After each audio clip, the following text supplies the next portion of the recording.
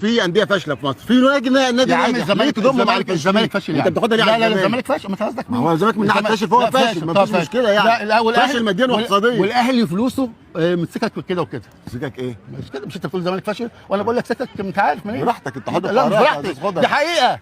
الشركه اللي اتعملت، اقول لك تاني مش انا زيت. ماشي يا خضر خلاص لا بقى عشان ما تدخلش طيب نفسك طيب، لا ما مشاكل دخلتش انا. قانونيه. لا انا هدخل نفسي، انت مش انا اللي مش ما متحمل. ينفعش يا في خضر. الشركه اصل حاجه زي ما كان دي ذمه ماليه. الشركه المعمول ذمه ماليه ايه؟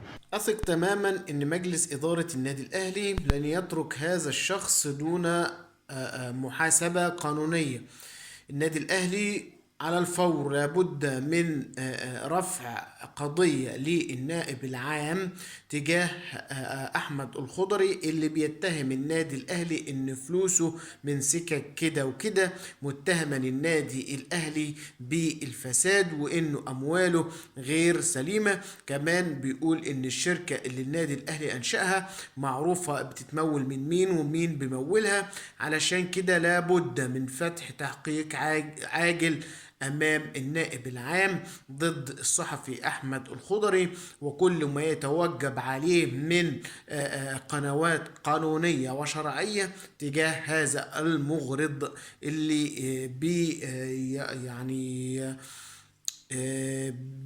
يعني بيتكلم عن ذمم مالية لأشخاص كتيرة، ونادي من أعظم الأندية اللي موجودة في مصر وأفريقيا بل والعالم. النادي الأهلي اللي بيشارك في محافل عالمية كبيرة، واللي أنفنتينو والناس كلها بتتشرف بالنادي الأهلي.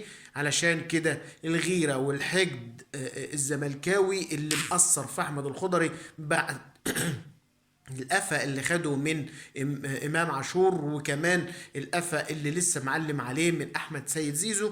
علشان كده لازم فوري قضية للنائب العام، بلاغ عاجل للنائب العام تجاه الصحفي أحمد الخضري لما بدر منه تجاه مجلس إدارة النادي الأهلي. ولو مجلس إدارة النادي اللي مش هيتحرك، أعتقد إن في ناس أهلاوية كتير قانونيين مستشارين وناس محترمة في القضاء العالي لابد من فتح تحقيق عاجل تجاه هذا الشخص المغرض ضد النادي الأهلي.